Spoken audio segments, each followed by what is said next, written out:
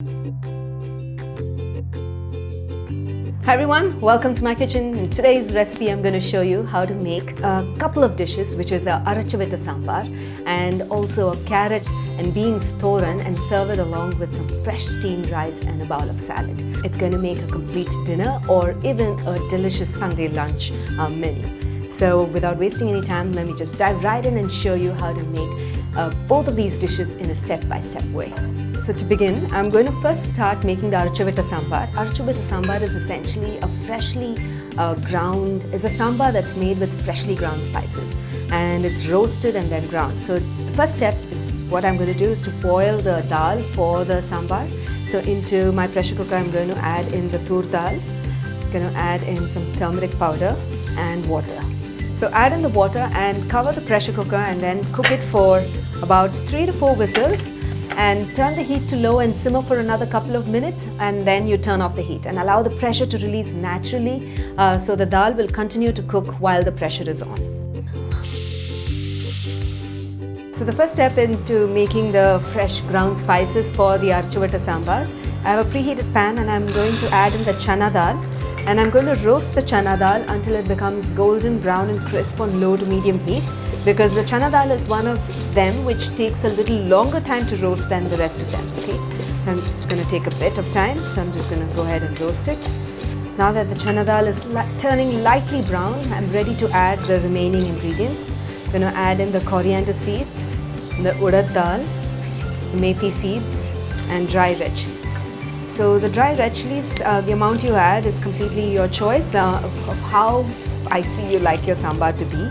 And I've added a few, and I'm going to roast all of them for a good 3 to 4 minutes until you can smell the roasted aromas coming through, and you'll also see that the dal turns a little more darker and the coriander seeds will start popping up. So that's when you know you can turn it off, and we'll add in the coconut at that time and roast it for a few more seconds. Notice that the coriander seeds were popping, and then the dal is turning brown as well, and the red chilies are making me cough a little bit. So I'm going to add in the freshly grated coconut and roast it along with these condiments for another minute. You will turn the coconut turning a little different color. At this stage, we'll just turn it off. Okay, now that's roasted, I'm ready to actually put it in my mixer grinder and then grind it into a coarse powder. So we'll add the roasted mixture into the mixer grinder and blend to make a coarse powder. That's it. Our sambar powder, fresh sambar powder is ready. I'm going to keep this aside and then show you how to put everything together. So the next step is to cook all the vegetables in the tamarind water along with the freshly ground masala that we did. I'm going to add in the tamarind water into this, into the pressure cooker, and then the chopped sambar onions, which I just quartered it, cut it into half. The tomatoes, mooli, mullangi, radish, this is the carrots, some drumstick, lots of vegetables that's going in, and we'll add in the turmeric powder, freshly ground sambar powder, and salt. We'll give all of this a stir, and I'm going to add just a little bit more water and pressure cook this for a couple of whistles, and this mixture will be ready, and we'll combine it along with the cooked dal that we did earlier and give it a dalchikotal. Okay, that is the tadka. Just going to add a little more water and pressure cook it for 2 whistles, turn off the heat and release the pressure immediately, so all the vegetables and the colors will look nice, fresh and green. So after a couple of whistles, I release the pressure immediately by running it under cold water, and the sambar looks done and it's bubbling. I'm going to keep this to the side and bring my dal, which, remember, I had put it aside and it was waiting for the pressure to release. The dal is cooked, but I'm going to do a little bit of mash to the dal so that it tastes really nice. Okay, so using a potato masher, mash the dal just a little bit. You don't want it to be completely smooth, but a little bit of grains of dal is nice in the sambar, but not too much, not completely like a puree. Okay, so hence using a potato masher. Now that the dal is mashed, I'm going to add in the vegetables along with the freshly ground sambar powder into this. Give this whole thing a stir and And we'll add a little bit of water to adjust the consistency of the sambar. If you like it thick, keep it thick. Also check the salt because we added some salt into the imli mixture, right? The tamarind mixture. So I'm just going to add just a little more salt. So I'm going to turn on the heat and give it a brisk boil for about a couple of minutes so that the whole mixture comes together and tastes really nice. So into my preheated pan, I'm going to add in some oil. We'll add in the mustard seeds, the urad dal. We'll tear in some dry red chilies and also the curry leaves. We'll roast them until the dal becomes slightly golden brown and then add it to the Arachuvitta Sambar. Now that the dal is turning golden brown, I'm going to add in the asafoetida, which is the perungayam or the hing, and I'll turn off the heat and then add this mixture to the sambar and then add in some coriander leaves as well. So I'm just going to do that. We'll add it into the sambar, lots of chopped coriander leaves. Give it a stir and I'll proceed to show you how to make the carrot and beans thoran. So for the carrot and beans thoran, we are first going to grind the green chilies, the fresh coconut and the jeera powder into the mixer grinder. Typically it's ground, but if you can also not grind it as well and add it directly to the masala that we'll be making later. Okay, so first I'm going to grind it. Some fresh coconut, cumin seeds and some green chilies. So we'll grind this without any water to make it into a coarse mixture.